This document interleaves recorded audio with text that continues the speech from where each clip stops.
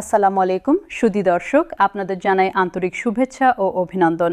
আজকের এই বিশেষ প্রতিবেদনে আমরা নবম জাতীয় পে স্কেলে সবচেয়ে আলোচিত ও সবচেয়ে প্রতীক্ষিত প্রশ্নটির উত্তর খোঁজার চেষ্টা করব। সেই প্রশ্নটি হল, নবম জাতীয় পে স্কেল ঠিক কবে বাস্তবায়িত হবে এবং এই বাস্তবায়নের পথে কোন কোন ধাপ অতিক্রম করতে হবে। দেশে প্রায় 15 লক্ষেরও বেশি সরকারি কর্মকর্তা ও কর্মচারী এই মুহূর্তে যে একটি প্রশ্ন সবচেয়ে বেশি করছেন সেটি হলো, কবে আসবে নবম পে স্কেল, কবে শেষ হবে এই দীর্ঘ অপেক্ষার পালা। আজকের এই প্রতিবেদনে আমরা সেই রোডম্যাপটির একটি বিস্তারিত চিত্র তুলে ধরার চেষ্টা করব। গণপ্রজাতন্ত্রী বাংলাদেশের প্রধানমন্ত্রী তারেক রহমান এবং অর্থমন্ত্রী আমির খসরু মাহমুদ চৌধুরীর বিভিন্ন সময়ে দেওয়া বক্তব্য, পে কমিশনের অগ্রগতির চিত্র এবং দেশের রাজনৈতিক ও অর্থনৈতিক পরিস্থিতির বিশ্লেষণ থেকে এই রোডম্যাপের একটি সম্ভাব্য ও বাস্তবসম্মত চিত্র আঁকা সম্ভব। আজকের এই প্রতিবেদনটি তাই অত্যন্ত গুরুত্বপূর্ণ এবং প্রতিটি সরকারি চাকরিজীবীর জন্য অবশ্যপাঠ্য বলে মনে করছি। রোডম্যাপের আলোচনা শুরু করার আগে একটি মৌলিক বিষয় স্পষ্ট করে নেওয়া দরকার। পে স্কেল বাস্তবায়ন একটি একক ঘটনা নয়, এটি একটি ধারাবাহিক প্রক্রিয়া। এই প্রক্রিয়ায় বেশ কয়েকটি ধাপ রয়েছে এবং প্রতিটি ধাপ সম্পন্ন হওয়ার পরই পরবর্তী ধাপে যাওয়া সম্ভব। প্রথম ধাপ হল পে কমিশনের সুপারিশ চূড়ান্ত করা। দ্বিতীয় ধাপ হল সেই সুপারিশ সরকারের কাছে জমা দেওয়া এবং সরকারের পক্ষ থেকে পর্যালোচনা করা। তৃতীয় ধাপ হল চূড়ান্ত গেজেট প্রকাশ। চতুর্থ ধাপ হল বাস্তবায়ন, অর্থাৎ কর্মচারীদের বেতনে নতুন কাঠামো কার্যকর করা। পঞ্চম ধাপ হল বকেয়া নির্ধারণ ও পরিশোধ।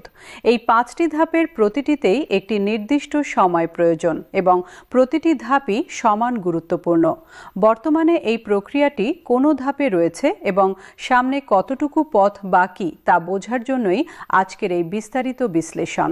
পে কমিশনের কার্যক্রম বর্তমানে কোন পর্যায়ে রয়েছে সেটি জানা এই রোডম্যাপ বোঝার প্রথম শর্ত। জানা গেছে যে নবম পে কমিশন তাদের তথ্য সংগ্রহ ও বিশ্লেষণের কাজ অনেকটাই এগিয়ে নিয়েছে। দেশের বিভিন্ন মন্ত্রণালয় ও বিভাগের কর্মচারীদের বর্তমান বেতন কাঠামো, তাদের জীবনযাত্রার ব্যয়ের চিত্র এবং রাষ্ট্রীয় কোষাগারের সক্ষমতার একটি বিস্তারিত মূল্যায়ন সম্পন্ন হয়েছে। আন্তর্জাতিক তুলনামূলক বিশ্লেষণও করা হয়েছে। বিশেষজ্ঞদের সঙ্গে আলোচনা এবং বিভিন্ন পর্যায়ের কর্মচারীদের মতামত সংগ্রহের কাজও প্রায় সম্পন্ন। কমিশনের প্রাথমিক খসড়া সুপারিশ তৈরির কাজও অনেকটা এগিয়েছে। এই তথ্যগুলো থেকে বোঝা যাচ্ছে যে পে কমিশনের অভ্যন্তরীণ প্রস্তুতি বেশ ভালো অবস্থায় রয়েছে। তারা মূলত অপেক্ষা করছেন রাজনৈতিক পরিস্থিতি স্বাভাবিক হওয়ার জন্য এবং সরকারের চূড়ান্ত নির্দেশনার জন্য।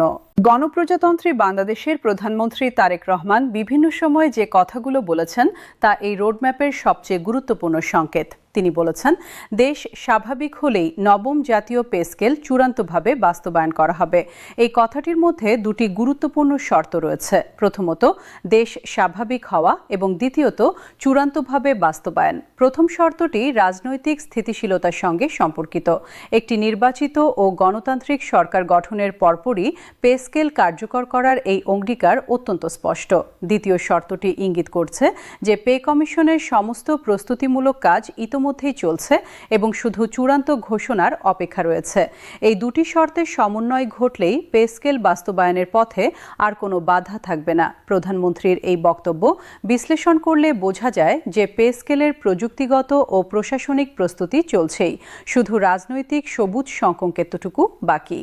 বাংলাদেশের বর্তমান রাজনৈতিক পরিস্থিতির প্রেক্ষাপটে নির্বাচনের সম্ভাব্য সময়সীমার বিষয়টি পে স্কেলের রোডম্যাপের সঙ্গে অঙ্গাঙ্গিভাবে জড়িত।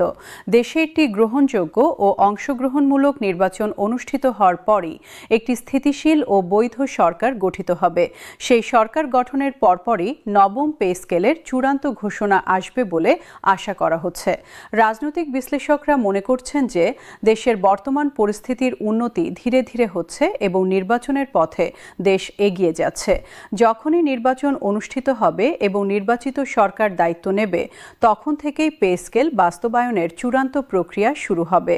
এই সময়কালকে বিবেচনায় নিয়েই পে কমিশন তাদের প্রস্তুতি সম্পন্ন করছে, যাতে ঘোষণার পর বাস্তবায়নে কোনো বিলম্ব না হয়। নির্বাচন পরবর্তী সরকার গঠনের পর পে স্কেল বাস্তবায়নের যে রোডম্যাপ অনুসরণ করা হবে তার একটি সম্ভাব্য চিত্র এখানে তুলে ধরা যাক। প্রথমত, নতুন সরকার সরকার গঠনের প্রথম দিকেই পে কমিশনের সুপারিশ সরকারের কাছে আনুষ্ঠানিকভাবে জমা দেওয়া হবে। যেহেতু এই সুপারিশমালার বেশিরভাগ প্রস্তুতি ইতোমধ্যেই সম্পন্ন হয়ে আছে, তাই এই ধাপটি খুব দ্রুতই সম্পন্ন হতে পারে। দ্বিতীয়ত, নতুন সরকার সুপারিশটি পর্যালোচনা করবে এবং প্রয়োজনীয় সংশোধন করবে।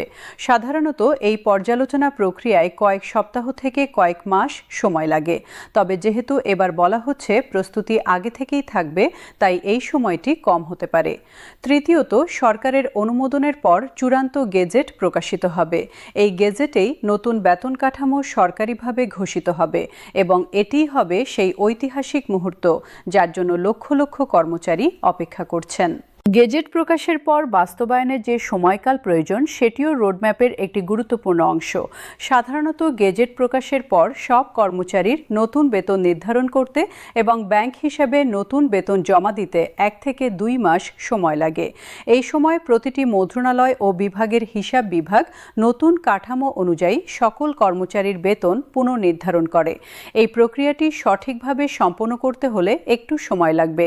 তবে ডিজিটাল বেতন ব্যবস্থাপনার কারণে আগের তুলনায় এই প্রক্রিয়া অনেক দ্রুত হওয়ার সম্ভাবনা রয়েছে। অর্থমন্ত্রী আমির খসরু মাহমুদ চৌধুরী আশ্বাস দিয়েছেন যে ঘোষণার পর বাস্তবায়নে কোনো অপ্রয়োজনীয় দেরি হবে না এবং সব প্রস্তুতি আগে থেকেই সম্পন্ন রাখা হবে।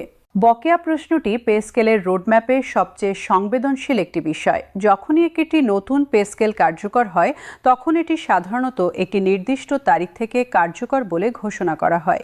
সেই তারিখ থেকে গেজেট প্রকাশের তারিখ পর্যন্ত যে বেতন বৃদ্ধি হওয়া উচিত ছিল তা বকেয়া হিসেবে পরিশোধ করা হয়। কবে থেকে পে স্কেল কার্যকর ধরা হবে এবং সেই অনুযায়ী কত মাসের বকেয়া পাওয়া যাবে, এই প্রশ্নটি নিয়ে কর্মচারীদের মধ্যে স্বাভাবিকভাবেই ব্যাপক কৌতূহল রয়েছে। সাধারণত পে কমিশনের সুপারিশে কার্যকর তারিখ উল্লেখ থাকে এবং সেই অনুযায়ী বকেয়া হিসাব করা হয়। নবম পে স্কেলের ক্ষেত্রেও একটি সুনির্দিষ্ট কার্যকর তারিখ নির্ধারণ করা হবে, যা থেকে বকেয়া গণনা শুরু হবে। এই বকেয়াটাটি একসঙ্গে দেওয়া হবে নাকি কিস্তিতে দেওয়া হবে, শোয়া হবে, সেটিও রোডম্যাপের একটি গুরুত্বপূর্ণ অংশ। বকেয়া পরিশোধের পদ্ধতি নিয়ে বিভিন্ন মত রয়েছে। একটি পক্ষ মনে করেন সমস্ত বকেয়া একসঙ্গে পরিশোধ করা উচিত, কারণ কর্মচারীরা দীর্ঘদিন অপেক্ষায় আছেন এবং এই অর্থ তাদের ন্যায্য পাওনা। অন্য একটি পক্ষ মনে করেন বকেয়া একসঙ্গে পরিশোধ করলে বাজারে হঠাৎ অনেক বেশি অর্থের প্রবাহ তৈরি হবে, যা মূল্যস্ফীতির চাপ বাড়াতে পারে। এই দুটি দৃষ্টিভঙ্গির মধ্যে ভারসাম্য রক্ষা করে একটি যৌক্তিক সিদ্ধান্ত নেওয়া পে কমিশনের একটি গুরুত্বপূর্ণ কাজ। বাংলাদেশের অতীত অভিজ্ঞতায় দেখা গেছে যে অনেক সময় বকেয়া কিস্তিতে পরিশোধ করা হয়েছে। এবারও একটি যৌক্তিক কিস্তি পদ্ধতিতে বকেয়া পরিশোধের সম্ভাবনা রয়েছে, যাতে কর্মচারীরাও উপকৃত হন এবং অর্থনীতিতে অস্থিরতাও না আসে। রোডম্যাপের আরেকটি গুরুত্বপূর্ণ দিক হল পে স্কেল কার্যকর হওয়ার পর ভবিষ্যতে কিভাবে এটি নিয়মিত পর্যালোচনা করা হবে। বাংলাদেশের ইতিহাসে পে স্কেল পর্যালোচনার কোনো নিয়মিত সময়সূচি ছিল না। হঠাৎ করে প্রয়োজন অনুভব করলে কমিশন গঠন করা হয়েছে এবং তারপর দীর্ঘ বিরতিতে পে স্কেল সংশোধন হয়েছে। এই পদ্ধতিতে একটি বড় সমস্যা হলো দুটি পে স্কেলের মাঝের দীর্ঘ বিরতিতে মূল্যস্ফীতি বেড়ে যায় কিন্তু বেতন বাড়ে না, ফলে কর্মচারীদের প্রকৃত ক্রয় ক্ষমতা কমতে থাকে।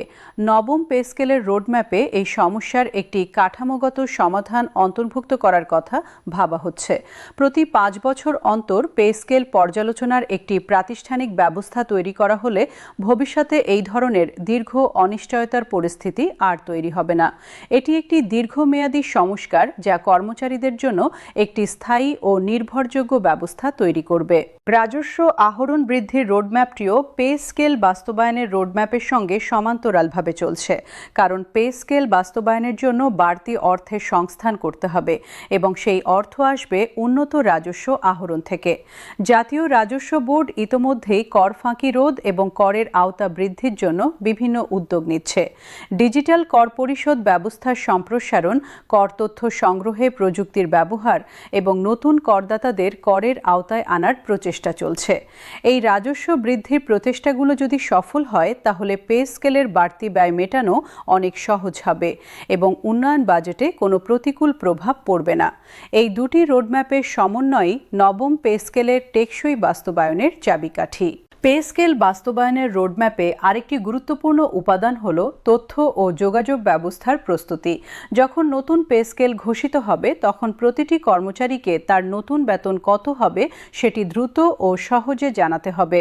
একটি ডিজিটাল ক্যালকুলেটর বা অনলাইন পোর্টাল তৈরি করা যেতে পারে, যেখানে একজন কর্মচারী তার গ্রেড ও পদ লিখলেই তার নতুন বেতনের বিস্তারিত বিবরণ পেয়ে যাবেন। এই ধরনের একটি ডিজিটাল সুবিধা স্বচ্ছতা নিশ্চিত করবে এবং হিসাব নিকাশ নিয়ে যে কোনো বিভ্রান্তি দূর করবে। পে কমিশনের পাশাপাশি তথ্য ও যোগাযোগ প্রযুক্তি বিভাগও এই ধরনের একটি ব্যবস্থা তৈরির কথা ভাবছে বলে জানা গেছে। প্রশিক্ষণ ও সক্ষমতা বৃদ্ধির রোডম্যাপটিও পে স্কেলের সঙ্গে সমান্তরালে চলছে, কারণ শুধু বেতন বাড়ালেই হবে না, কর্মচারীদের দক্ষতাও বাড়াতে হবে। নতুন পে স্কেল কার্যকর হওয়ার পর কর্মচারীদের কাছ থেকে উন্নত সেবার প্রত্যাশাও বাড়বে। এই প্রত্যাশা পূরণ করতে হলে কর্মচারীদের প্রশিক্ষণ ও দক্ষতা উন্নয়নে বিনিয়োগ বাড়াতে হবে। Bangladesh public administration training centre বা বিপিএটিসি এবং অন্যান্য প্রশিক্ষণ প্রতিষ্ঠানগুলোকে এই বর্ধিত দায়িত্বের জন্য প্রস্তুত করা হচ্ছে। পে স্কেল বাস্তবায়নের পরপরই একটি ব্যাপক প্রশিক্ষণ কর্মসূচি শুরু হবে, যাতে কর্মচারীরা নতুন কাঠামোর সঙ্গে অভিযোজিত হতে পারেন এবং তাদের সেবার মান উন্নত হয়। পে স্কেল রোডম্যাপে স্বচ্ছতা ও জনসচেতনতার বিষয়টিও অত্যন্ত গুরুত্বপূর্ণ। যখন পে স্কেল ঘোষিত হবে তখন কর্মচারীরা যাতে তাদের নতুন বেতনের সব বিবরণ বুঝতে পারেন এবং কোনো তথ্য আড়াল না থাকে সেটি নিশ্চিত করা জরুরি। এর জন্য সরকারের পক্ষ থেকে একটি ব্যাপক তথ্য প্রচার কার্যক্রম পরিচালনা করার পরিকল্পনা রয়েছে। সংবাদপত্র, টেলিভিশন, সামাজিক যোগাযোগ মাধ্যম এবং সরকারি ওয়েবসাইটের মাধ্যমে নতুন পে স্কেলের সব বিবরণ সহজ ভাষায় জানানো হবে। এতে করে কর্মচারীরা নিজেরাই তাদের পাওনা হিসাব করতে পারবেন এবং কোনো অনিয়ম হলে সঙ্গে সঙ্গে জানাতে পারবেন। এই স্বচ্ছতা পে স্কেল বাস্তবায়নকে আরও গ্রহণযোগ্য ও কার্যকর করবে। রোডম্যাপের চূড়ান্ত ধাপটি হল পে স্কেল বাস্তবায়নের পর মূল্যায়ন ও পর্যালোচনা।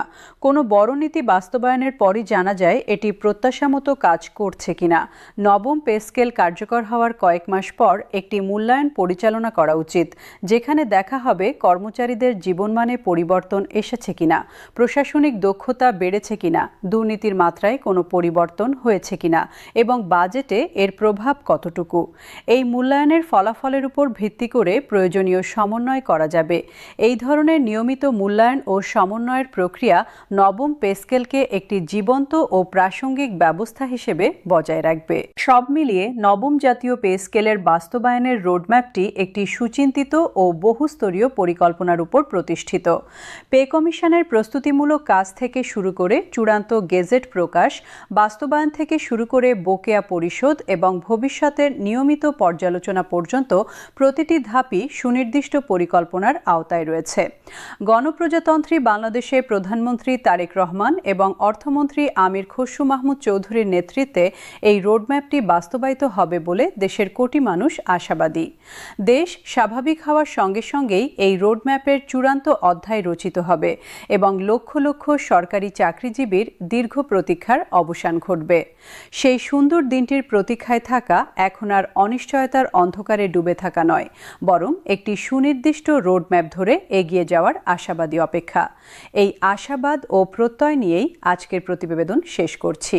প্রিয় দর্শক, আজকের এই বিশেষ প্রতিবেদনটি যদি আপনার কাছে গুরুত্বপূর্ণ ও তথ্যবহুল মনে হয়ে থাকে তাহলে অবশ্যই আপনার পরিচিত সকলের মাঝে শেয়ার করুন এবং সরকারি চাকরি সংক্রান্ত সর্বশেষ আপডেট পেতে আমাদের সঙ্গেই থাকুন।